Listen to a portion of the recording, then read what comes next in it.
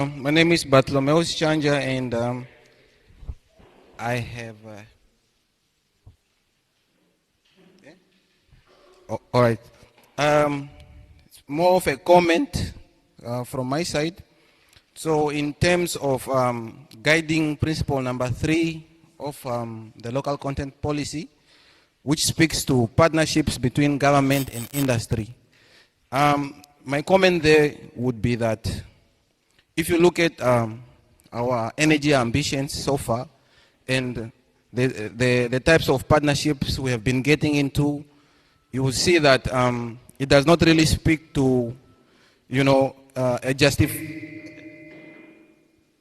does not really speak to a justified ownership stake according to Article 100, where it says that natural resources belong to the Namibian people.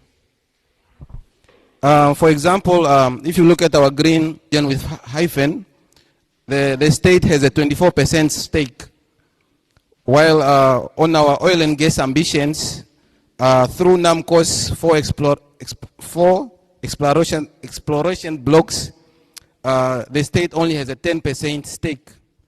So, if you look at those deals we are signing, it does not really speak to ownership of our own resources. If you also look at our partners, Botswana, they recently signed a monumental, agreement with in terms of their diamonds, where they've at least acquired 50%.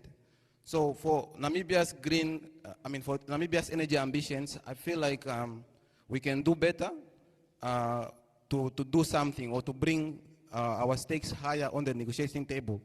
So my recommendations would be that we really invest in our infrastructure for value addition purposes.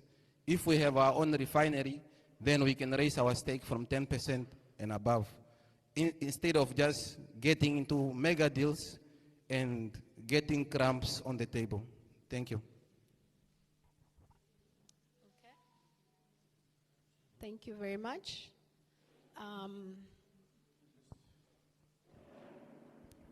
Thank you. I think we need to move away from the idea of 10%, please. I think I have explained, and there's still a misconception among Namibians that the only thing that Namibians are benefiting is 10%. The government take, it's 50 plus. We are benefiting to a certain extent, 55, even up to 60%. Please let us understand that. The 10%, it is only because NAMCOR is the commercial entity on top of the state taxes and royalties that the government is getting. 10% is also allocated to NAMCOR. So don't just focus on 10%. Also focus on what government is getting. And like I indicated, it comes back to just a simple example I gave, it comes to 50%. Now imagine the oil that is ours. Somebody comes into with his money and taking out the oil, and he's only getting 40% or maybe 50% out of that. Do you understand? So let us not just focus on 10%. It kind of changes the narrative. Yes. On green hydrogen, on energy mix, our approach has always been that we are not against clean energy, but we are talking about just transition. Just transition meaning that all our energy sources can move together. We have the renewables, we have the green hydrogen, and we have the oil and gas. That is the policy of government. To exclude oil and gas from the equation is denying us to capitalize from our natural resources. I hope I answered that question. Thank you. Thank you, Mr. McLeod. Anyone else with something that would like to? Thank you very much.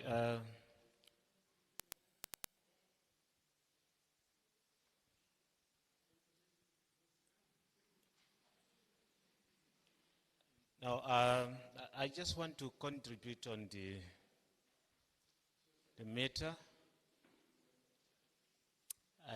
My concern is on the language. I will really bring this attention to the people within their local language to understand, or we are just Englishized and we forgot their, their mother tongue. Because I know if we are not capable to make sure that we also try to get people who understand the local language, we might miss the point. That's my concern.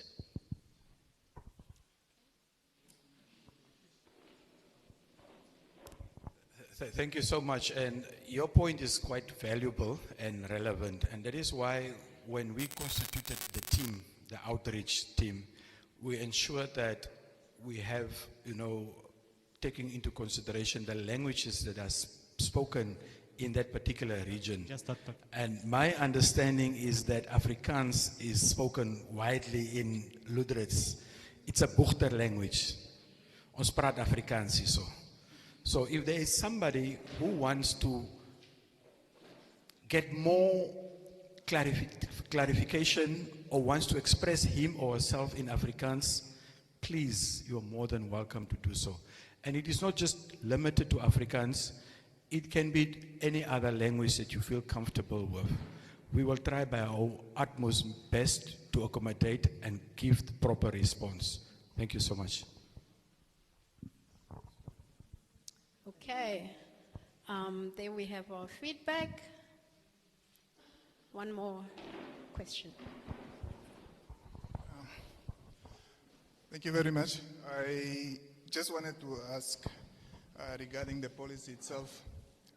I scanned through. I'm not sure whether I got all the information, but what I wanted to know was, all the activities within the policy itself, whether there is anything, the support system, something that is going to run, support this policy in terms of upskilling, in terms of startups and support for local content. On who is that? Is it subsidies from the government, or is it NAMCO that is going to take care of this? Or how is it going to work? Okay, if I get your question right, are you asking who is the support system to be running this? How is it going to be run? For example, for upskilling, where will it come from? How will it be implemented? Because the policy is silent on that. Thank you. Let me give this to Ms. Louise. Okay, thank you for the question. For upskilling, capacity building of local firms, etc. So as to where the funds are coming from, those are the internal mechanisms that will be looked at, that we are considering. Like at the moment, we have Petro Fund, where all the oil and gas companies operating in Namibia contribute funds to, which now is provided in a form of scholarships for the Namibians. That's also a part of that's also a type of a mechanism that the country is using to ensure that the Namibian youth is trained, or they are qualified to participate in the industry. So that a similar approach will be used for capacity building of Namibian firms. But for now, while we don't have those specifics in the policy, it's because a policy basically just communicate the intent of government with regards to those things. So the mechanisms comes in other supporting documents such as guidelines, regulations, and so forth. But yeah, there will be mechanisms in place as to how the capacity building will be funded between, which will be now a partnership between the industry and government, of course. If that makes sense. I hope I answered your question.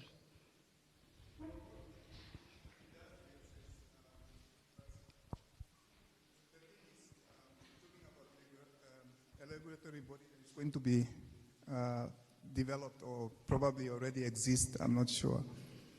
I'm not saying that you should have details in the policy, but at least you could have a section that caters for that sustainability of the policy itself. Yeah. Yeah, no, that's correct. It's well noted. It's well noted. There are a whole lot of mechanisms that can be used to do that. Like in case of, is it Angola or Ghana? I think they use 2% of each contract awarded goes to that pool that is used to train or to Yeah, capacitate. So we'll be looking at such. Yeah, exactly. Yeah. That's what I thought, because it should be some kind of levy with the oil industry that they have to contribute to this fund. Yeah, thank you. It's noted here. Okay, thank you for that valuable input. Anybody else with something? Okay. His Worship, your Mayor. Thank you. I guess my experience is going to shine through now, so I'm not the most experienced in this field, but as far as I've picked up in the last few years, a policy is more of a guiding tool. It's not legislation. Oh, sorry. So yeah, a policy is a guiding tool and not legislation. It's not law. How will we enforce this policy at the end? Will this be enacted in an act, or will this remain just a guiding tool? Because I'm just thinking of legal disputes in the future, if they may arise.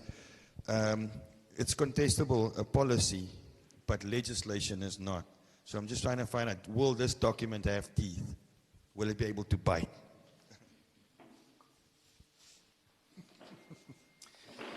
Thank you. This is a very valid, very important question. Yeah, the policy is a high-level document, but it is also mindful that this policy will be translated in an amendment act. And we have already basically worked on the amendment of the particular act that governs the industry. It's just that that act is waiting for this policy process to first conclude. If you know the lawmaking process, you start with the policy, and once the policy is formally adopted and gazetted, then you translate that into the act, you make provisions for it. The act is also, a document that kind of gives it legal validity. And then from the act, then you create regulations now that zoom into, like I said earlier, there is where you now set the targets of what you want to achieve. The act is a document that kind of gives that legal force, but then the regulations go further and now deal with the issues. So we are still in the process of adopting the policy. However, the act is already just waiting for us to finalize this process for us to continue. Thank you so much.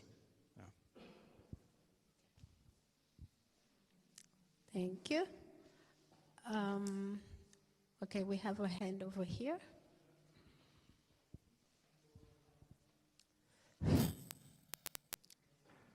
Yes.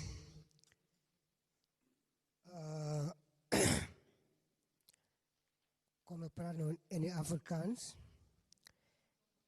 Kyk hier, as ons praat van die polos.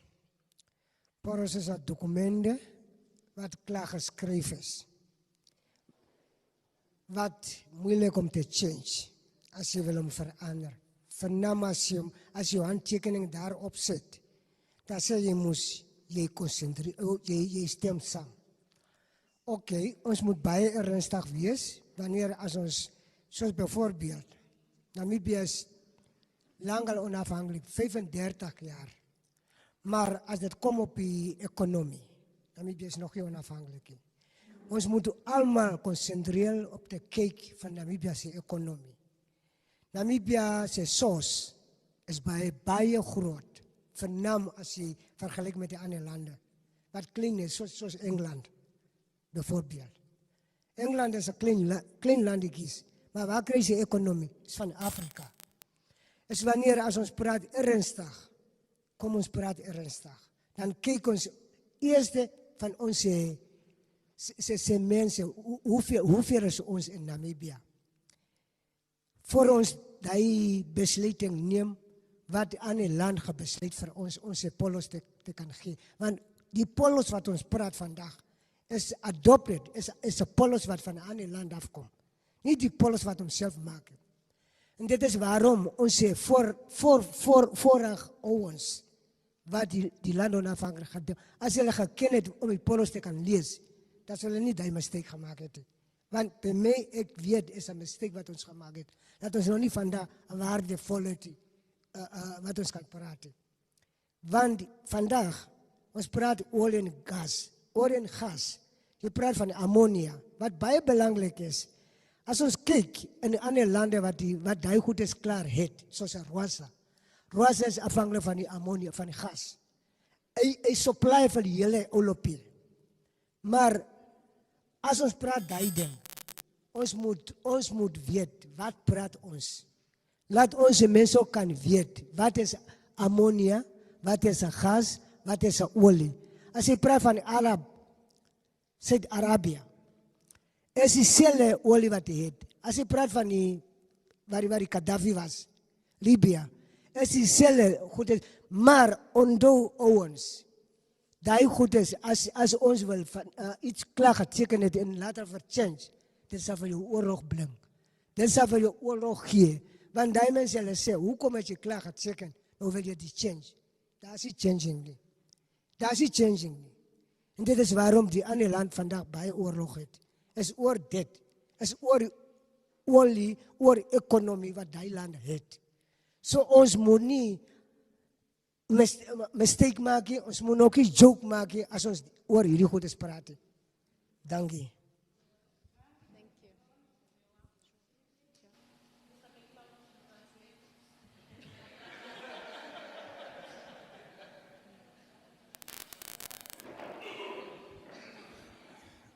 Yeah, thank you very much. I think the question is about us not making the same mistakes that other countries have done. And it is important that we learn from others' mistakes and not to learn from our mistakes. Namibia is very new to the oil and gas sector. And just last week, or was it 2 weeks ago, we just returned from a benchmark program where we visited Angola, which is an oil-producing country. We visited Guyana, who also just recently also made huge discoveries. And we visited Norway, which is a model country when it comes to oil and gas. And the reason for visiting all these 3 countries is to understand what is it that they are doing, what were the challenges that they have experienced, and how best did they overcome those challenges. So basically the benchmarking was for us to learn from their experiences. And with that learning experience, we can now best, bring that input and apply it into Namibia in a situation that we can prevent and make sure that we don't fall into that pitfalls or that traps for us to have a resource that becomes a curse rather than a blessing. Thank you. I want us to, this slot is for us to also ask questions, but I want us to also have discussions on issues that you would want to see reflected in the policy. It is important that when we go from here today, we want to have that assurance, and we want you to have that assurance that your voice is being heard, that whatever you want us to take into account, please do that now. It is an opportunity for you. Let us hear your voice. Thank you. Let's focus on local content and what we want to achieve through maximizing of employment, goods and services, knowledge and skills transfer, creating opportunities for businesses, and small and medium small and medium-sized enterprises. Let's have that discussion. Thank you so much. Thank you. Okay, we have another hand here at the back.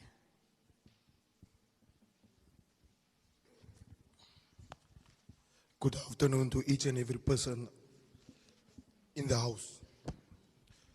My name is Rosario Percent, representing the youth for the youth and the youth only of Lutherans. I'm going to quickly elaborate, but I'm not going to speak in English, ek gaan Afrikaans praat. I'm going to elaborate on the Green Hydrogen Scholarship Program. Die scholarships het uitgekom November 2023. Ons moes ge-apply het, ons wat die jeug is. Die jeug het ge-apply, hoe sê hulle, hoe gaat die regulations, soos ek het moet stel, was gewees, net 2 regions, en vir die 2 regions, is het net 4 mense per dorp, in elke region, wat sal kan geaccommodeer word. Nou in Lutherans in spesifiek was daar net 2 mense geaccommodeer van die 4 af. Die vraag daarso by dit sal wees wat het gebeur met die ander 2 mense. Nou as dit net by Lutherans so gebeur het, aangesien dat ons nog gesê is per region, per streek, is dit 4 mense in elke dorp in. Oké, kom ek breek dit af gou kort en saklik. In die Karas is ons plus minus, kom ek sê 9 dorpies in die Karas region in. Nou wat beteken in elke dorpiekie moes dan ons 4 mense gevat was. Nou dat is net 2 mense in Lutherans gevat. Ek wil nie eens weet wat is in die volgende dorp gedoen nie, want ek glo dit het dieselfde gebeur of dit het glad nie gebeur nie. In Hardap region weet ek nie wat gebeur het nie van. To be straight, to be honest, it's not our concern because we are focusing on Lutherans, our youth. Secondly, sorry, please bear with me.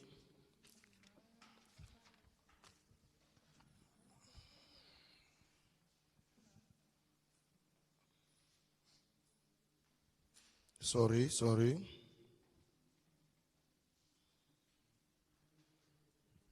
Ja, die laaste sal ek maar vra. Die scholarships het weer uitgekom 2025. Ons het weer ge-apply. Nou die vraag is, sal dit weer die tweede keer dieselfde gebeur? Ons is bang vir dit om weer te gebeur. I thank you.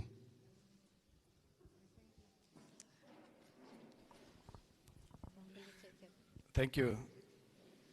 Ek sal probeer in Afrikaans praat. Oké. Ek verstaan jou vraag en jou concern.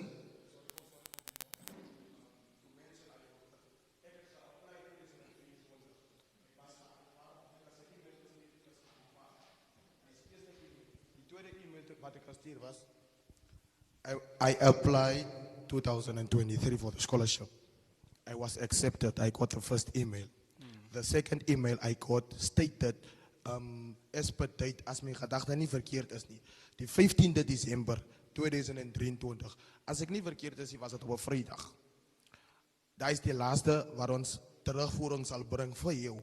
As jy nie 10 datum 'n e-mail weer van ons af gekry het nie, dan is jy nie geaanvaar nie. Nou wil ek vra nou die eerste keer hoekom is ek gesê ek is geapply? Hoekom is ek gesê ek is geapply? Maar nou die 15de kom stuur julle met hy e-mail met hy information.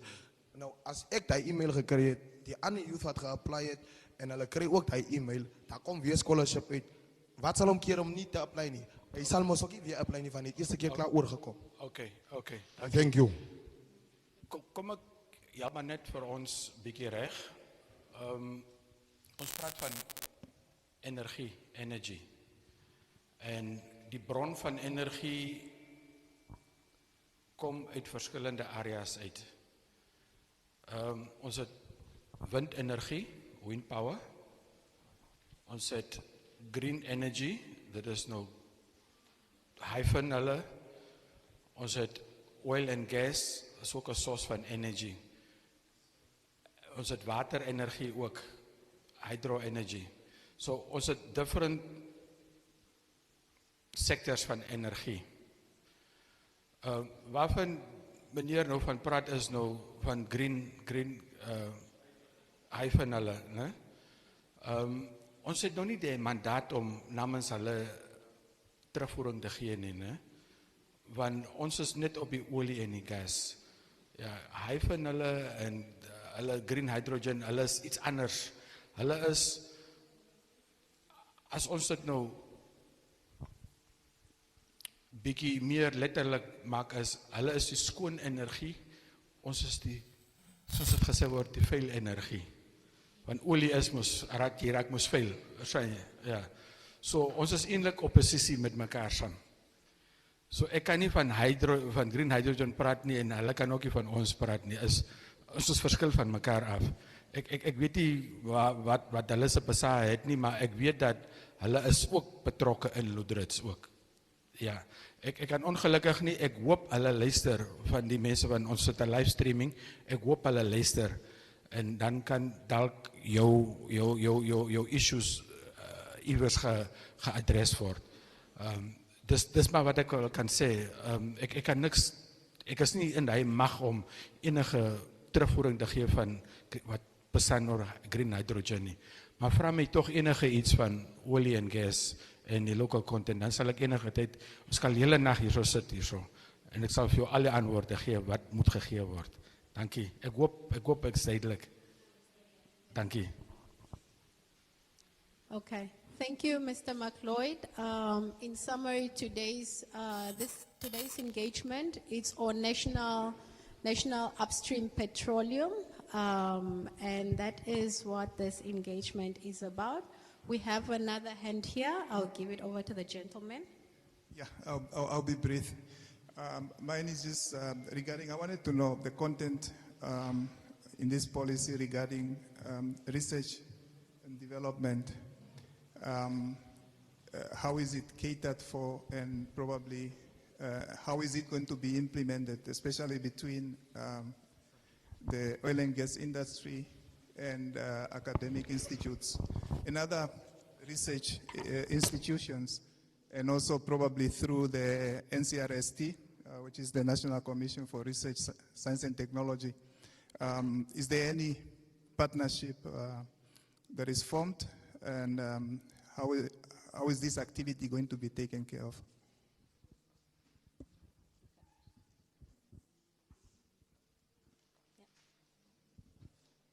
I can perhaps read the strategies for the policy objective on stimulating innovation, research and development for everybody's understanding.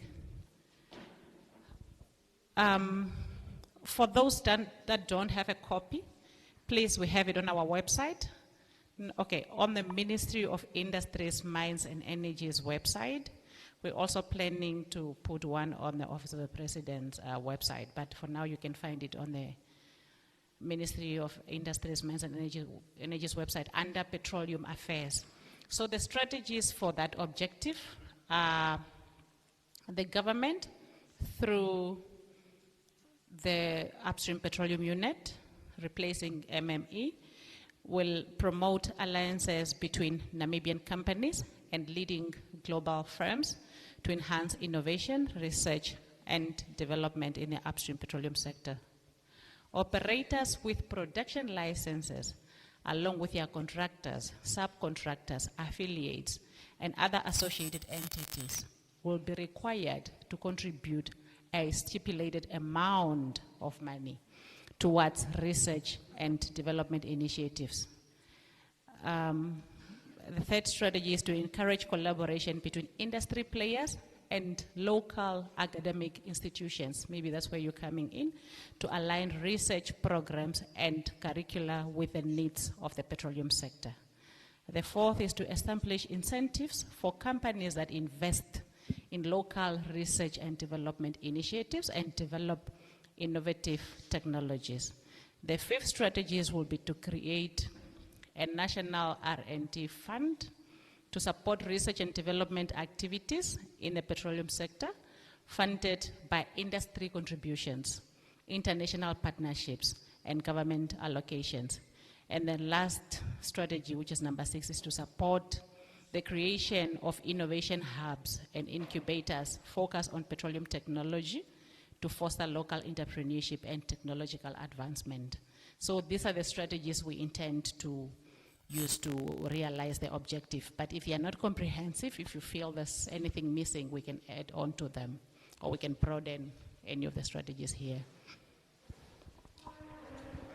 It's not that they are not comprehensive. I do believe they do capture much regarding that. But where do you bring in the National Commission for Research, Science and Technology? And or is it this going to be run through Petroleum, NAMCO itself, or is there a body that is going to cater for that? Or are you going to then involve the National Commission of Science and Technology or not? Whether there is that, or are we going to duplicate? Because we have a commission that runs research in Namibia, and sometimes you find that funds are lying somewhere in different departments for research and development. The reason is just because that we don't know. You know, the National Commission of Science and Technology is forced to go and look for funds. When you do have funds that is allocated for these activities, now I'm asking, are you going to partner with the commission, or are you going to run this activity by yourself? That's all I wanted to know. Yeah, I think it's critical that we tap into such institutions, if whatever institution that can be used to support the initiatives or the objectives of this policy. It's good that we partner with them. So I don't think we have that institution on our key, the key institutions for the implementation of this policy. Maybe we can note that if we can add such an institution. I mean, the It's National Commission yeah, for just Research, note Science it. and Technology. It's a good contribution. I think we take note. Thank you. Okay, so this policy is speaking to all of us. It's speaking to the operators. It's speaking to the subcontractors. It's speaking to the financial sector. It's speaking to the world of academia, research and development. It's speaking broad-basely to all different disciplines. And what it does is to say, you institutions, you must come to the party. You must bring your side. This is the oil and gas sector that we are now finding ourselves in. How can you, as an institution of research and development, how can you, this is what we want to see, how can you give effect to that? You understand? So the policy speaks to what we want to achieve, but it is not for the ministry, because we have a different mandate. It is for the institution to whom it addresses now to take that message and ensure that it enables what the policy wants to achieve.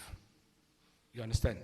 So if the operators are employing Namibians, it's not for us to employ the Namibians. It is for us to see to it that they employ Namibians. It's on them. And then they have to report to us how many Namibians have they employed, how many skills have they transferred. So we are setting the base. We are setting the framework. It is the respective players that each needs to play their part in the whole ecosystem. Our job is that at the end of the day is to monitor and see to it that that is being implemented. And then if it's not implemented, then we can come back and we can hold you accountable. This is the policy that we have adopted. But it is not our responsibility to do that. It is the different disciplines that needs to do that. Our obligation is just to ensure that you do that. Thank you. All right. Just a reminder, we have our rapporteurs on board. All your inputs and recommendations are being taken note of. Thank you very much. We have another hand over here. Thank you, ma'am. Just to add on to what my colleague has said is that we now find that in your key indicators 7.3, the first one that says each training should be approved by the ministry. Where does it leave NQA and NTA? Because the ministry is now approving the training, and it is in contradiction with what we expect. I think it goes in line with what Mr. McLeod explained.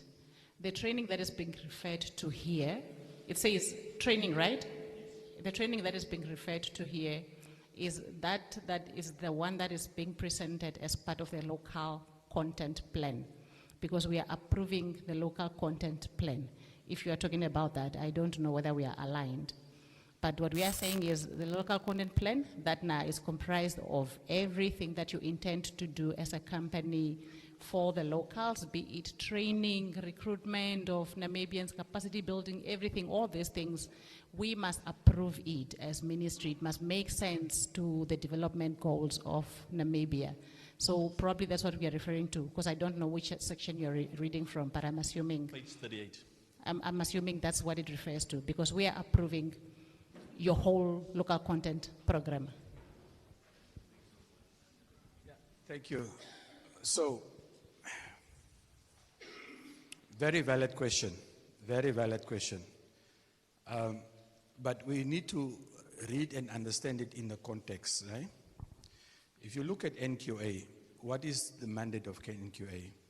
And who created NQA? NQA is a body that was created by government.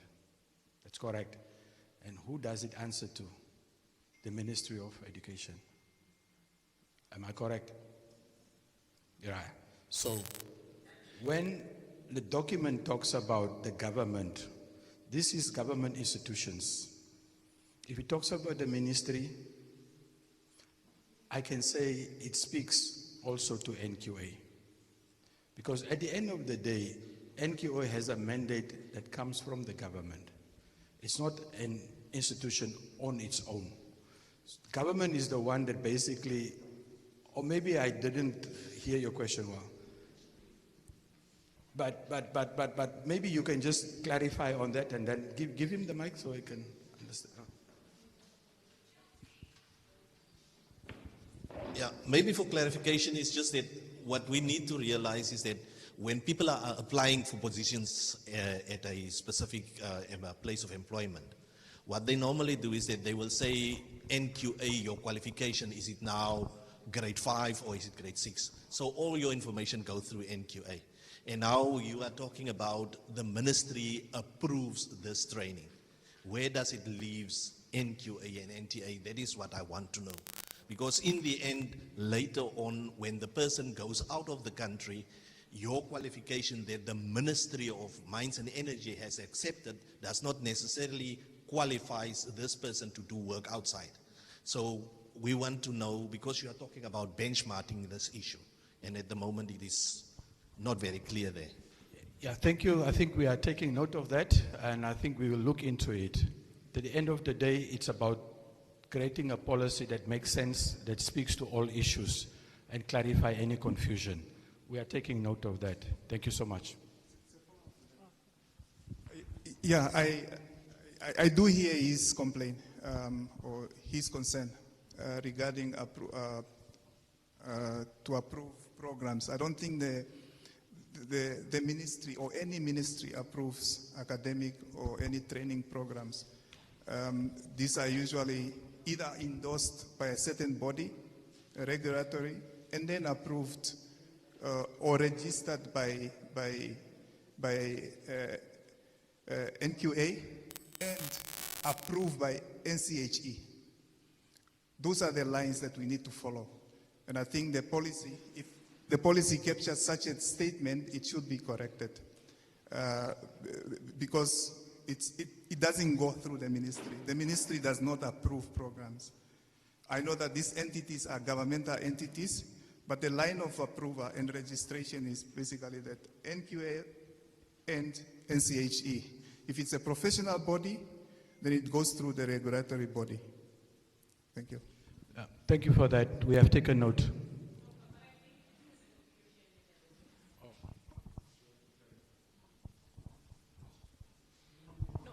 I think there's a confusion in the room. The training that is being referred to here is the training that is offered to the Namibians that are employed by that particular company. And the ministry to approve, we are not approving the program that, yes, this is a grade 5 what program. But like Mr. McLeod said, of course, if it is beyond our jurisdiction or if it is something that the ministry does not have a mandate on, like it was said by Mr. McLeod, then we'll do it in consultation with the rightful entity of government. But for us, it's just because we are requiring that these companies provide us with a local content plan that will include all these things. And we'll have to approve that. Of course, this plan do make sense, and it covers everything from training to procurement whatsoever. Yeah, no, I get you. It's not an argument. I think we're just having a discussion. And just to make, give our input where it's necessary. If you're talking about industry training, it's the same thing. If a company has to train, where do the trainee come from? They come from some kind of training institute, center, or educational institute, which should be accredited by NCHE, not the ministry. That was the whole point we were saying. It's not we are arguing. It's just that we are trying to give our input where, okay, thank you. It's noted.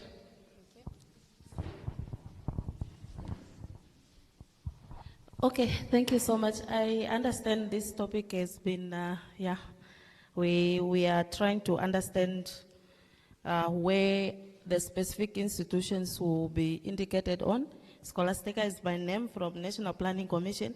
I think one thing that we didn't share or discuss on is that this policy, the way it is, will still be having an implementation action plan. And in the implementation action plan, it's a document which looks like this. Under the responsibility, you put the ministry, which is Ministry of Education, and then underneath with that specific activity, you indicate whether it is an HCE or whatever institution that is mandated specifically for that activity that we have indicated. So there will be an implementation action plan. So all the smaller activities that I remember some were saying this is like high-level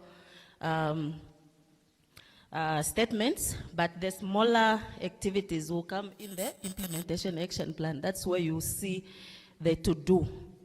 Okay, I hope this is clarified. Is it fine?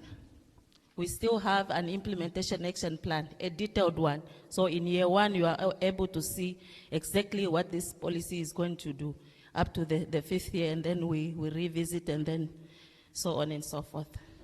Thank you. All right. Thank you, Ms. Scholastica. We do have a contribution, a recommendation to the local content policy. I'll hand over the mic. Good afternoon once again. My extra contribution is just regarding the preparation of the local businesses. So at least the policy must also have something that speak on behalf of the business people. We don't want when the business started, it's the time that we've been told, you need to have this in place so that you can participate in the oil and gas. At least they must give us already details, because as we know that the oil and gas details, they have much other that we are not really having in Namibia. So we need to know whether we were able to comply so that we can also be part of the business at the end of the day.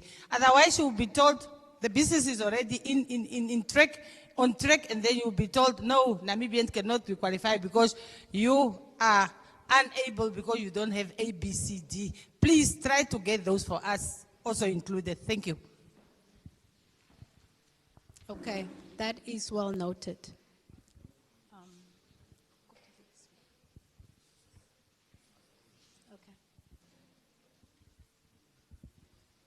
Okay. Good day again. I'm Ben. My contribution or suggestion for local businesses and companies, even as the small entrepreneurs, we suggest that this oil and gas, you should work actually through council so that we can benefit from it also. Like if you have smaller projects like such those cleaning projects, quick building and so on, so you should work through council so that we can apply. Thank you. Thank you. That is well noted.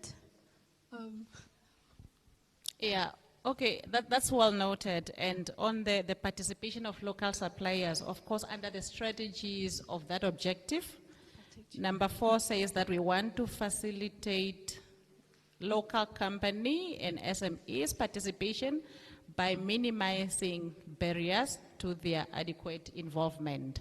So that's also one of our strategies to see how best we can remove these barriers that would hinder the SMEs participation within the industry. So it's already covered by the policy. Thank you for the contribution. Once again, is Mr. Percent speaking. I have a question and only an emphasis. What shall the selection process be for bursaries? Because in the requirements it's stated, I'll only talk about one specific one. Hold a relevant honors degree with a minimum average pass rate of 60% for the master's scholarship applicants. We are here struggling 30 points AS level or grade 12, excellent passes in mathematics, science and English. Nou, die ander vraag sal wees, van nou die mense wat nou nie graad 12 goed het, en nou nie die requirements meet nou nie, but so dearly want to attend or apply for the person. Die honors bezigheid, haal klaar die persoon weg, uit dat uit. Hoe sal ons op dit werk, om die anders ook kan te accommodeer? I thank you. Okay, I'm not so conversant, but I think you were asking the requirements, how you get to participate, those that do not qualify for this honors degree, what have you. So, like I indicated earlier, Petrofund also does run TVET programs, and those are the programs that caters for those that do not qualify for a master's degree. Because even if you don't have the honors that is required by Petrofund, obviously you also won't get admitted to any master's degree program anyway. So what's the need of qualifying you for a master's degree if you won't get admission at the university? So Petrofund also does run TVET programs, and I think those caters for the people that do not qualify to apply directly for master's degrees. And there are also diploma program. And I know also in this scholarship, there's one diploma program. Maybe that one, people without honors degrees can qualify. Yeah. And unfortunately, that's the nature of the industry. Petrofund funds for the qualifications that are required for this industry. They just don't fund for the sake of educating the Namibians. They look at the gaps that we have for us to serve this industry, and that's the scholarships that they create. But just be on the lookout. There are usually also TVET programs. Okay, listening to all of the presentations and the questions from the public, I've realized something here. And I think that you will encounter this when you go to the other places. You see, when people see that you, for example, you say, we will ensure that you comply to local laws. We'll make sure that you follow the environmental standards. We'll make sure, then the question will be how? How are you doing it? How are we making sure? I think there must be a link there that you must also clarify to the people that high from the start of your presentation, we are not here to provide training or to provide whatever. We are facilitating it and maybe find a way where these questions can be addressed. It's not a question, it's just a comment. Is that not in the regulations, Mr. McLeod? The how? Is it not covered in the regulations usually? That thou shalt submit these reports? Yeah, so Louise is an inspector. Her job is to make sure that compliance is enforced, which means that if the policy and the act and the regulations come into place, people like with her qualifications and with her job description will make sure that they go out and ascertain whether there is compliance. How is where the inspectors comes in. How is where the compliance officers are coming in. How is where the government's responsibility is coming in to ensure that the monitoring that is placed on us, because our mandate is to monitor and make sure that whatever they need to do, they should do it. Monitoring and compliance. We need to go out. We need to inspect. We need to request reports. We need to keep them honest. And if they are not honest, what if they fail in whatever they need to do? Then there should be consequences, right? So whenever there is a breach in law, wherever there is a default, there needs to be consequences. And that consequences will also be prescribed as to what will happen if you fail to comply to a direction, if you comply to the implementation plan that is set out. All those issues will be there. And it is part and parcel of monitoring and ensuring that compliance are being adhered to. That is where the how part comes in. Okay. I don't want it to become a dialogue, but maybe it's me. Because I think the questions here, for example, with the R&D, where the funds will come from, where do the funds come from? Is this answered here, or must they just go and...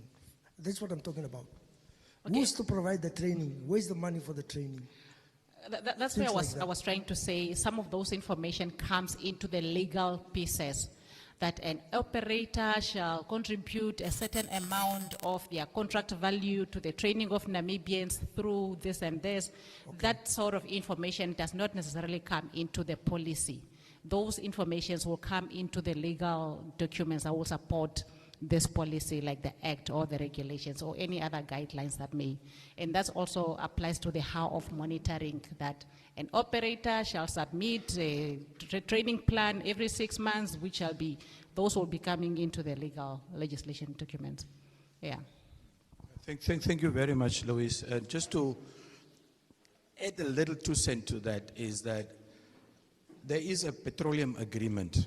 Petroleum agreement is between the government and the operator. And in that agreement, it spells everything out. Part of that is also the issue of the training obligations. Training obligations, as agreed upon, could in a specific case say that $100,000 per year annually is to be allocated for training purposes. And that money then goes to the Petro Fund, who then administers that.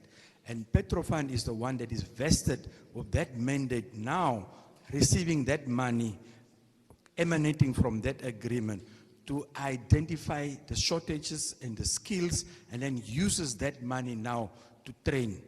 And if you go to the Petro Fund website or on the social media site, you will see that they are currently running now opportunities for scholarships. It's a number of scholarships. The closing date is the 7th of October. So whoever is interested and whoever wants to apply, the application process is laid out and it is for you to apply. Like Louis also indicated, that Petrofund equally will also run a TVET training program where they will also sponsor TVET programs. So that is basically just to say that scholarships and training opportunities are there, provided through Petro Fund. And those contributions are being received from the oil companies that are licensed in Namibia. And Mr. McLeod himself is a beneficiary of Petro Fund. He did his master's in oil and gas law, sponsored by Petro Fund. So these are realities we are talking about, yeah. Thank you for mentioning that, Louise. I'll hand over the mic to His Worship Mayor. Thank you. I've got a contribution. Okay, so I've got a contribution to make. I mentioned it earlier to Mr. McLeod. In the Namibian procurement law, there is preferential treatment for previously disadvantaged, but also for regional suppliers. I think it's about a 10% depending on the product. But I think that's really a great principle to build capacity within the regions itself. And I really want to try and ask, is this not something that we can roll into this policy document to say that a 10% has to be from that region? And, it's similar with our elections. You're not allowed to vote in an election or for the regional elections in that area if you haven't lived there for a year. So we can bring in the same requirement to say if you haven't lived in that town for a year, then you unfortunately not qualify for that preferential recruitment. But I think looking at the socioeconomic condition in Lüderitz, it's already very dire and desperate for many. And if we look at the pace at which skills development is happening down here, it's already causing, I think, a bit of a backlog. So in the very near future, we're going to have people coming from across Namibia to grab these opportunities because they're upskilled and they're qualified. And it will leave the vast majority of the unemployed residents still in unemployment, which then puts a lot of pressure on the government to try and support them through grants and all sorts. So yeah, my contribution is just that if it's possible and it's something that we can consider, because I get that question in my office every day. It's why do these people come in with their own workers? And at the end of the day, I can only stick to the rule of law, and the Constitution is the guiding tool that I have to abide by. And there it mentions that any Namibian can work anywhere in Namibia, so there's no preferential law or guiding tool that I can use or a local authority can use for that matter to say prioritize employing locals from that area. So my contribution is just if we can look at something that's similar to the procurement to make sure that we enforce the employment of locals in that specific region. And I think it counts for the mines near the Irongo region. I think everybody can just benefit from the local participation. And I think Australia, especially West Australia, is a brilliant example of how they uplift and empower and also share equity with the inhabitants from that region without bringing in too much of the labor force from elsewhere. Thank you.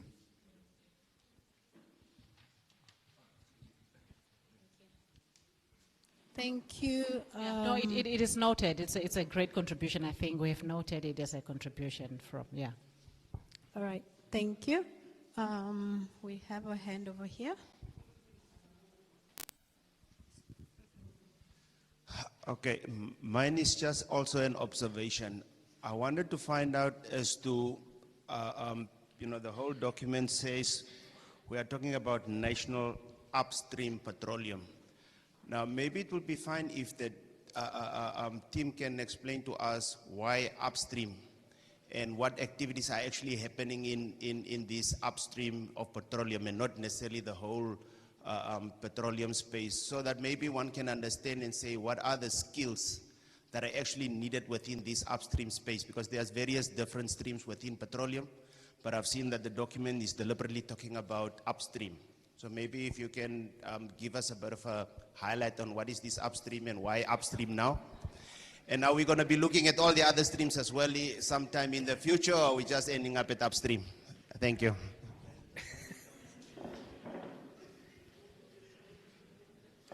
I feel overused today. But we are here to provide the answers. Thank you so much for that question. So, in the oil and gas sector, you have basically three different levels of how the value chain operates. You have the upstream sector, which basically deals with exploration and development and production. So there's a chain in itself. That is now what is currently happening offshore Namibia. People are looking for oil, and once they've discovered it, they developed it. And once it's developed, then they start producing it. So that is a chain on its own. And then once the oil, the crude now starts running, comes another stream called the midstream. This is now where you transport the crude oil, and this is where you refine the crude oil. So you create pipelines, you create infrastructure to transport what is extracted. You flow it through the pipelines, and then you send it to the refinery. And then you have the last that is called the downstream. That is now when the crude oil that has been refined in the refinery is now a final product. It is now where your petrol, your diesel, your A1 jet fuel, and so on comes in. This is now the product that is ready for the market. That is where now the wholesalers come in. They take that particular product and then they store it in the farm tanks, and then they supply now the fuel stations now in Namibia or wherever. And that is where the consumer, me and you, go to the fuel station, and then we tap into, buying the fuel. Now, Namibia has just the upstream and the downstream. We don't have the midstream. We don't have pipelines. We don't have refineries as yet, because there's also discussions for us to also set up a refinery to add value to the crude oil that is going to be extracted. So when we talk about upstream only, that is because that is where we find ourselves in now. We cannot talk about midstream because we are not yet there. So we are talking about upstream, and that is where the bulk of the investment lies. That is where you will hear of millions and billions of dollars. And that is a specialized value chain that needs to be captured properly. I hope I answered your question. Thank you. Okay, thank you, Mr. McLeod. We have another contribution to the local content policy. Sorry, I see my colleague also just wants to add to that.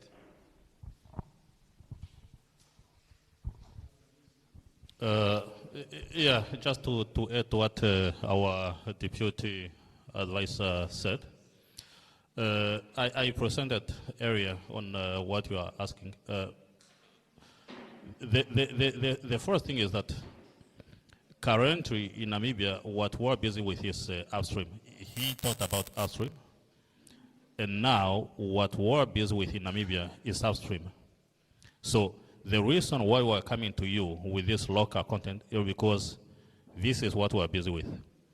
And you said, what do we do when we're saying upstream? Like he said, this is a stage where we go out there in the field, be it in the ocean or on land. We go look for oil and gas, or it could also be coal.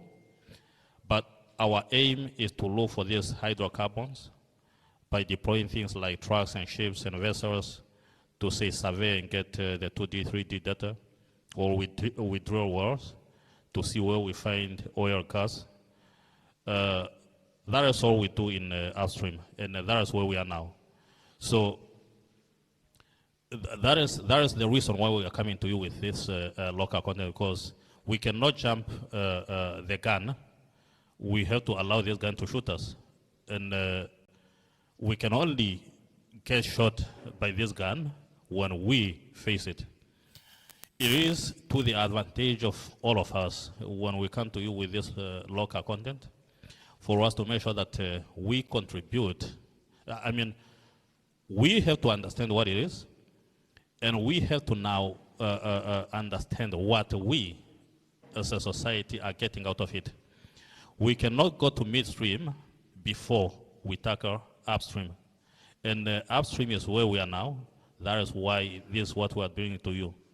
So I don't know if you would want specific processes on what happens, but just know that this involves acquiring 2D seismic data, 2D and 3D seismic data, and also drilling. That is specifically looking for oil and gas. So that is upstream, and that is where we are now. Yeah. All right. Okay, I'm Bernice Shanyingange. I just want to give a contribution on regards to the training. So since we have a harbor here in Luderitz, and we have 6 basins, 4 which is offshore, onshore, yeah, offshore, yeah, 4 offshore. So if we can bring to Luderitz a training center, okay, the TVET programs that we have at COSTEC are quite limited. Like if we can have health and safety, helicopter underground trainings as well, probably at these training centers will also really benefit us, being a harbor town. So we should also look into looking into Luderitz a bit. It's getting excited. Thank you. It's actually getting very much excited. That's exactly why we are here. We are here to provoke you as Namibians, to ask you whether you want to participate in this industry or you want to be spectators. So these are the areas where you need to tap into as Namibians. These are the other industries that are being created by the oil and gas industry. Who has a shell company here? Can you go back to BIPA, change the business operations or whatever, make it a training company and start offering that helicopter underwater training? These are the things we want Namibians to do. So that's a good provocation to all of us in this room to start contributing to this sector. That's what we want us to think of. It's the oil does not end with the oil itself. These are the business opportunities available to all of us. That's not government that must come in with that training institution. It's me and you as Namibians. That's how we benefit from the industry. Yeah. If I may, can I just add to that? From the council side, I'm happy to report that we have 2 different applicants who are bringing that specific training institutions to Luderitz. Both will be focusing on oil and gas, but different fields in a totality. So OMITC, I think Mr. Appi's Upsilon, that everybody knows very well, a bochter of ours as well. He's currently in Walvis Bay, has a training center there. He's applying down here in Luderitz for a similar center. I think that specific training is only available in South Africa for now. Now, Mr. Upsilon, I hate to name drop, but yeah, I know he's in the process now of getting the relevant approvals so that he can offer that training here in Namibia. But on top of his application, there's also 2 more that is currently going through the council processes for approval and the rest of the processes that we have to adhere by. So we're very excited to bring those 2 projects. I think it's going to be game changers for Luderitz. Thank you. Okay. We have another hand here at the back. Yeah, mine is just for clarification because I know that the industry itself is oil and gas. However, we are much concentrated on, we are only talking about one product. I'm now not sure whether we will still pursue the gas and how is that industry going to be developed, and or is it concurrent? Because currently, of course, even when we're talking about the stream, we're basically just talking about the exploration of oil, refinery, and then all those other things. But then we forget about the other product. Whether that is it's part of the plan, or is it something that we are going to engage later and develop those activities or policies that guides and regulation that guides the gas. Thank you.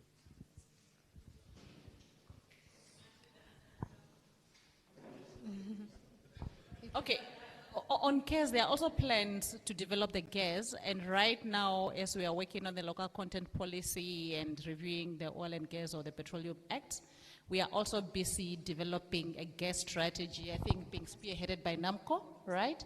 Together with NAMCO, we are developing a gas strategy now that will guide how we develop our gas resources as Namibia. So, yeah.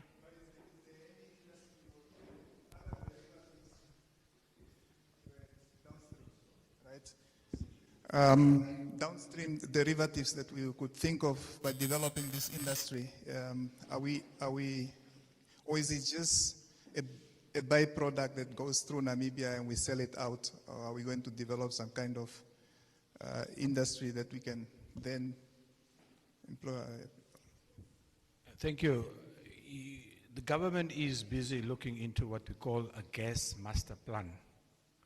And that gas master plan basically addresses, the issues of gas, how to monetize it, how to ensure that the gas can be meaningful to the government and also to the citizens.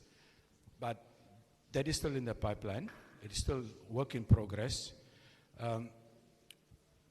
What I have observed from the industry is that many of the operators don't really have an appetite for gas.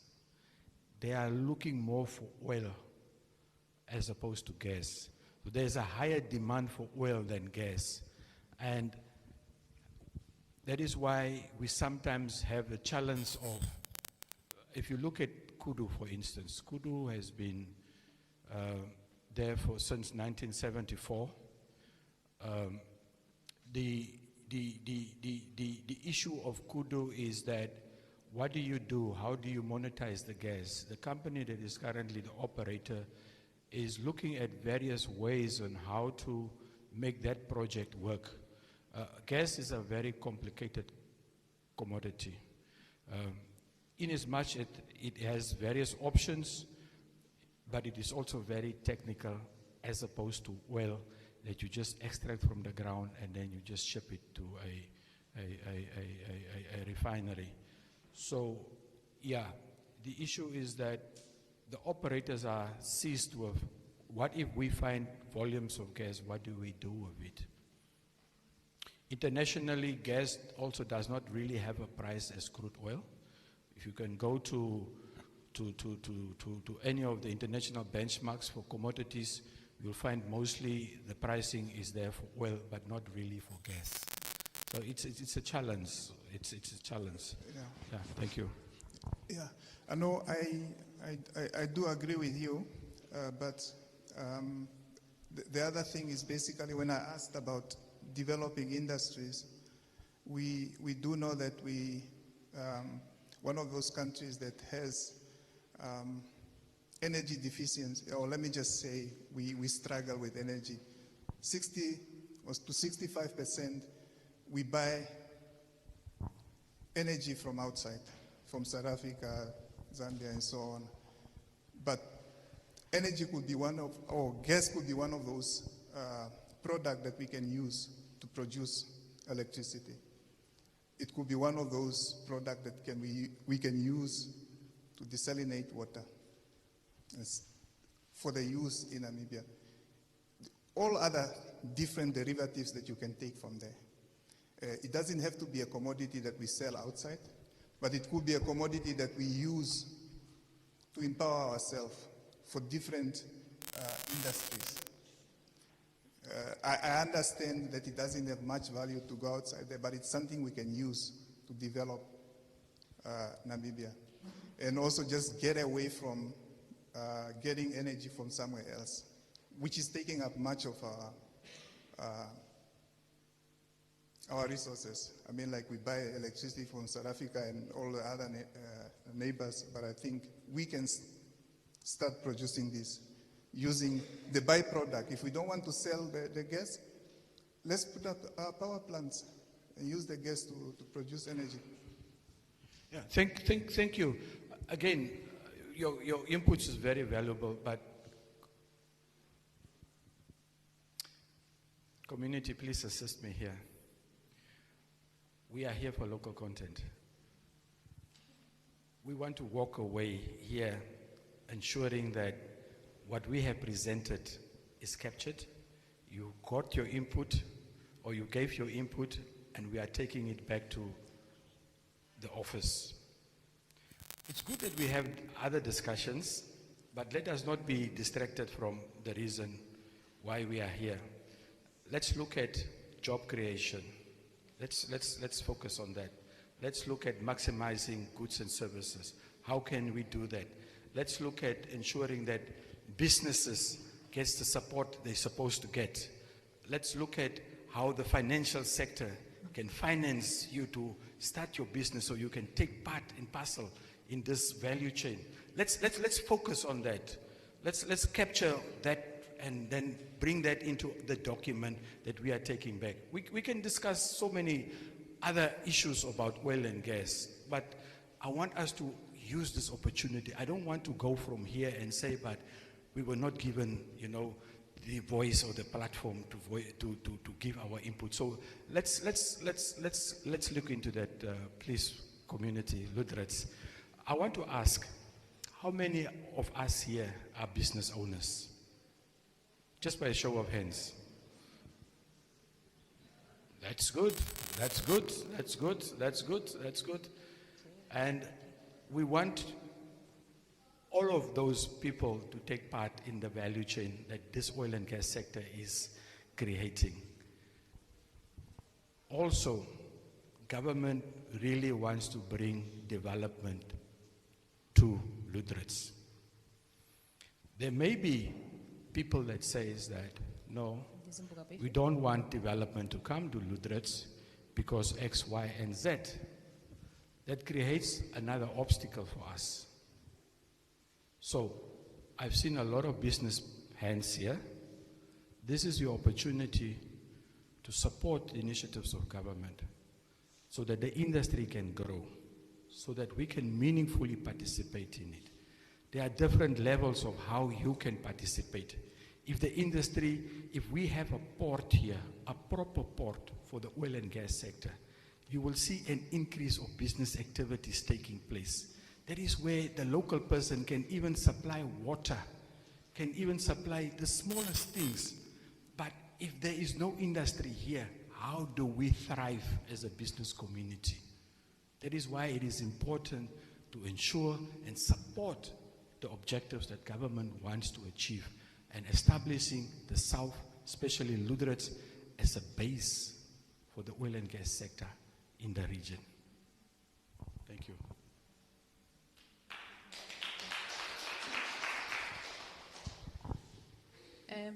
Good afternoon once again. It's my last point. I just want to support what Mr. McLeod just said.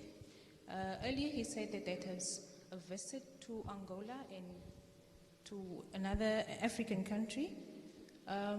What I'm leading to is an integrated support base for local operators. I think May Aina pointed out that she's a business person and she would like to take part in it. And I know that in Angola they have what they call the Son Hills, but maybe what we can have is similar to what Angola has, a Son Hill for our local operators, so that we can support all these local businesses that want to take part in the oil and gas sector. Thank you.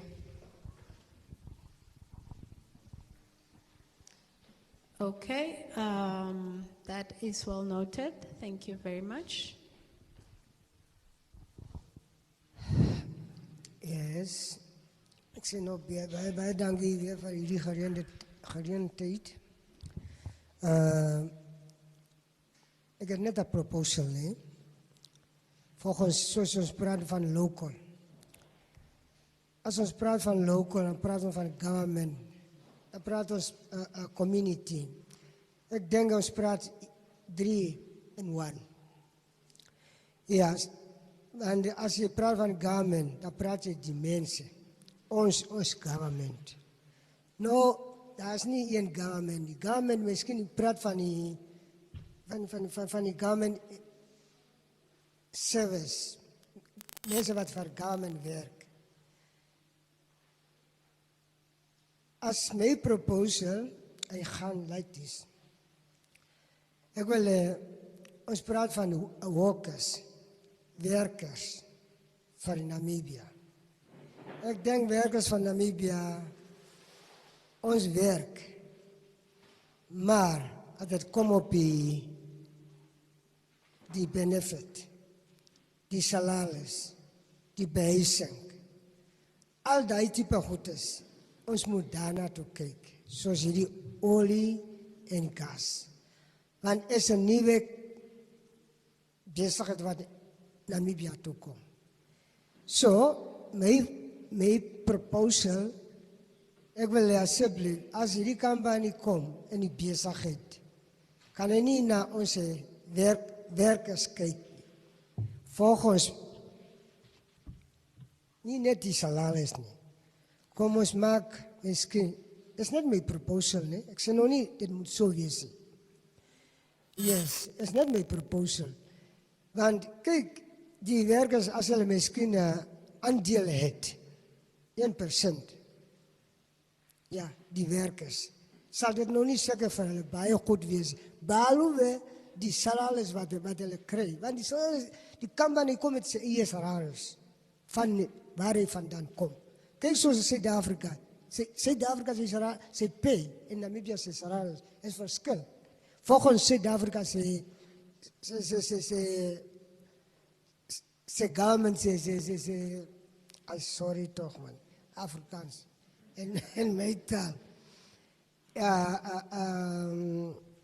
Die grondwet van Suid-Afrika. Daai het hy gewerk volgens hulle se werkers. Maar as dit kom op in Namibia se grondwet het niks te doen met die werkers nie. Dit is hoekom die company kan kom, hy set sy eie werkers sy payment. Ja, hy kan vir die R100 betaal. Daar is niks kan van force nie, want daar is nie force nie. Daar is 'n democracy. As jy praat van democracy, elkeen waar jou reg begin, eindig myne. Dis nie van die politiek nie. Dit gaan oor die grondwet. En dit is wat ons Namibians benadeel.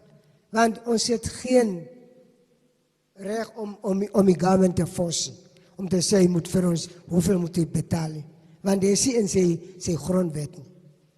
Ja, is al my proposal, tenminste 1%, wanneer as het kom miskien op die werkers, aandeel. Ja, is nie pay nie, aandeel. Miskien mense verstaan wat is aandeel. Thank you very much for that contribution. For the interest of time, we'll just take a few more. Okay, thank you. Afternoon. I like the fact that the word support is becoming a song that I like too much. I would just like to reinforce what the previous speaker has said regarding now some of the institutions that are already currently in town. For instance, the institution that I represent, which is COSDEC. Rather than having other institutions, obviously we do welcome other institutions, but then if we have institutions in town, what support can the fund or either the ministry render to us just to capacitate us in order for us, for instance, now to expand our scope of training? Because the institution is already there. We do offer training, but limited when it comes now to the trade. So it's just to say that in terms of now that support, just so that we can expand our scope of training. Thank you. Thank you so much. I think that is also another very good point. We have Namibian institutions, and we need to support our institutions. And I think it is important that there needs to be a dialogue. There needs to be a meeting of minds. Your institution, COSDEC, needs to have a discussion because they are offering training, right? Petrofund is funding training programs. No, they are funding individuals that wants to undertake training. So if your training is accredited and it is meeting the requirements and the standards that is set for the industry, for oil and gas, then obviously Petrofund, that is primarily focusing on oil and gas, can partner and ensure that individuals that are training for whatever vocational trainings, they can benefit from that. Okay, yeah, my point exactly is to say that, okay, these skills that we are looking at, it's a new skill set that we don't have on board at current, and obviously the facilities and then the funds needed to bring that on board is what we don't have, and that's now the support that we yes, let's move on. Yeah, just to respond to that, your concern or your contribution is noted. We will have the discussion internally. Thank you so much. I see a hand there. Thank you very much. We will just take 2 more questions. I'll give the mic to the gentleman and the lady at the back thereafter. Thank you once again. I'm just raised to request the House to wish me a very happy birthday.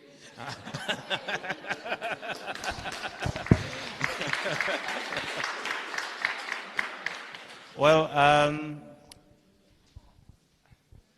my point, I don't want to go far from what our advisors said, just to look at the policies, what we really want to see happening in that policies. One thing that I was just thinking while I was sitting here is the age.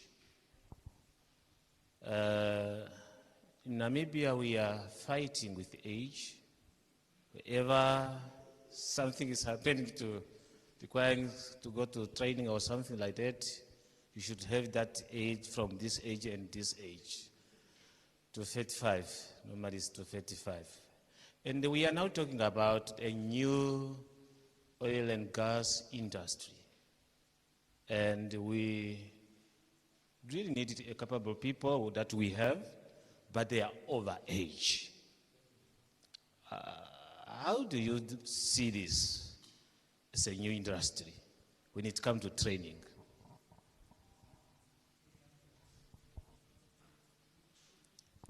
Okay, Louise, do you want to take that? Okay, I know there's a retirement age stipulated for Namibia, right? In Namibia. That I know that it's 60 or 55 or something. Unfortunately, that there's nothing we can do about. How old are you, sir? So you only have 11 years to go in Namibia. But what we found, because this is an international business or it's an international industry, what we find offshore, and the colleagues, maybe myself and the colleagues that have been offshore, you find very old people in their 70s just because they are experts of this industry. So if you want to specialize, of course the industry will accept you, because I don't think internationally it has an age limit. But for Namibia, unfortunately, I'm sorry, you only have 11 years left. Yeah. But for funding, we can still fund you should you need a scholarship. We don't have an age limit for Petrofund scholarships. You have a few years to go. Yeah. All right, thank you, Ms. Louise. We have one more hand here. Good afternoon again.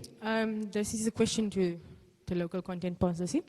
Is there miskien a policy that can be put in place for the kids that went to school halfway, like studies, but due to funds they couldn't finish their studies? Like for me, for instance, I have 3 people in our house that went to UNAM, but because they were on a loan, they couldn't finish their 3-year term because it got too expensive for them at the end of the day to like pay it back. So they just did 2 years or a year, and then they had to drop out because there was no funds to continue the studies. We don't have facilities in Lutherits. Let's keep them in mind. NAS only came this year, so if I want to study, I have to go out of Lutherits. It's an expense. I have to pay my hostel, my food, my tuition fees, my everything. So it's actually very expensive for the kids of Lutherans to study. So they end up doing 2 years or 3 years, and then they have to come back home because lack of funding. Talking of a policy for that, it's not within our jurisdiction as an upstream petroleum unit, but we do offer scholarships. If they qualify for the scholarships that are offered by Petrofund, of course they can apply by all means. It's an inclusive scholarship opportunity. But with a policy of school dropout, I think that's out of our jurisdiction, unfortunately, but it's a good point to raise that we do have those issues in Namibia. Let me just expand on that. You see, we want to create an industry for oil and gas, which means that whatever resources that we put in is basically to enhance what we want to achieve. When we talk about training, when we talk about scholarships, when we talk about opportunities, it needs to have that linkages to the sector that we want to develop and grow. If you want to have a scholarship, if you want to be a beneficiary of a scholarship, Petrofund is mandated from the government side to ensure that, you know, our Namibians are fully trained. And if you look at the training areas that they are providing, it has 100% mostly focusing on the oil and gas sector. That is basically where the area of focus lies, is to develop this particular industry for the country. Thank you. Thank you. Thank you. I'm the last speaker, according to what was said. First of all, I would like to express our appreciation for the team that came. And the punchline comes here is that since we have been consulted, I hope you will come back with the follow-up. Thank you. Thank you. Yes, so the way forward is our discussions today has been very fruitful. The inputs that we have received from you are captured, and of course, this information will then be translated into the document, and then we will have what we call a validation workshop, and that is normally taking place. Obviously, it cannot be taking place in all areas, but it will be centrally, mostly in Windhoek, yes. But there will be opportunities for people that are out in the regions to access the platform through social media or through the TV, and the contributions that you have made to track that and see how far that is being considered.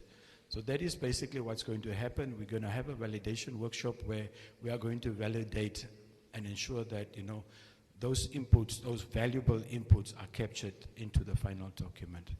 With that, I want to say thank you so much, ladies and gentlemen. This has been a very fruitful and a very constructive day. I want to hand over now to the facilitators to close this meeting. Before the closing, but just for us to proceed with the program. Thank you so much.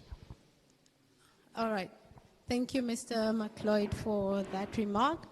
So we are pleased to inform you that our principal has allowed us to give you up to about a week where you can still provide us with your inputs regarding the National Upstream Petroleum Local Content Policy. As you can see up here, we have the email address for Ms. Louise Hangero. You can send all your inputs to her via that email address. Please take note of it. You have up to a week to do so. And on behalf of our team, if you may allow me, we would like to give the platform to His Worship to give us the closing remarks. Thank you very much.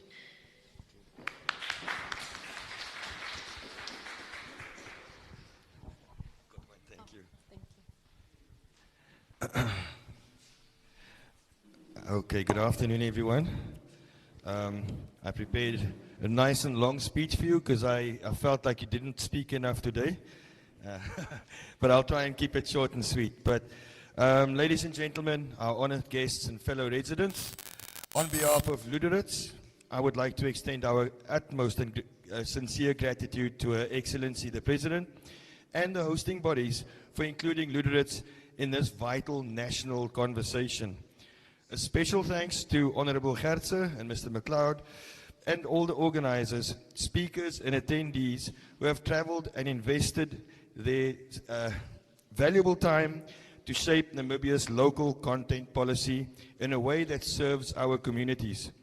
I'd also like to thank the press for coming out and helping us share this critical, important information with our communities. Today's consultations is about more than just policy on a paper. It's about how Namibian businesses, workers, and communities can participate meaningfully in this exciting new industry. Local content is not just a requirement. It's a government commitment to livelihoods, capacity building, and sustainable economic development in towns like Luderitz. Now, I would like to urge Namibian businesses and local authorities to embrace this partnership. To embrace partnerships like public, private, and community-driven to ensure the policy translates into real benefits for our locals. The town of Luderitz is committed to facilitating forums and training to help local firms meet our quality standards, to support small businesses in navigating the permits, compliance, and procurement processes, ensuring that our youth, women, and marginalized groups have equitable access to opportunities generated by upstream activities. And we will monitor progress, gather feedback, and advocate for adjustments that improve the outcomes for Luderitz and the broader Namibian people. To every attendee, we view this policy as a collaborative tool, not a distant mandate. Engage actively and share your insights and approach officials with practical proposals and solutions. Let us build a local content framework that is robust, inclusive, and sustainable, benefiting current generations and safeguarding our coastal heritage for the future generations. Now, Luderitz sits at the strategic nexus for energy development, trade, and coastal livelihoods. When local content is well implemented, we see local vendor engagement and job creation across the supply chain, skills development for our youth, improved local procurement and strengthens the small and medium enterprises, transparent, accountable processes that ensure fair opportunities for all qualified residents and businesses. I would like to invite every local business, every youth group, and civil society organization present to consider how you can participate, partner, and grow within this policy framework.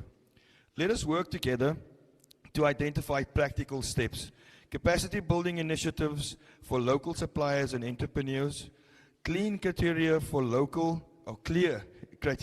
local participation that balance quality, safety, and efficiency, transparent grievance and feedback mechanisms, regular, accessible reporting on local content progress to maintain trust and accountability.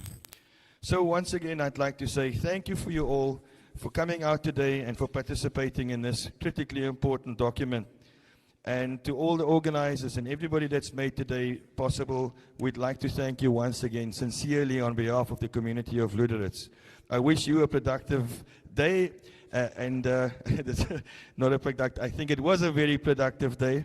So in closing, together, let us turn local content into prosperity. Thank you very, very much.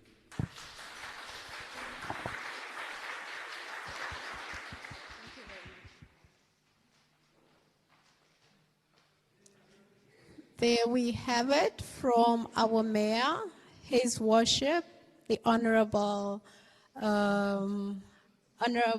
Albertus Philippus Balhau. I hope I got that right. Okay, thank you. Thank you, everyone. Just basically reiterating what has been said. We do really appreciate you making time out of your schedules just to join us on this very important engagement, because as it was mentioned earlier, it is our national local content policy, and all your inputs, contributions, recommendations have been taken note of, and we still will continue to take it for the next week up until we have collected all the inputs to contribute to it. So thank you very much. If you can allow me to, if we can all stand and sing our national anthem. Okay.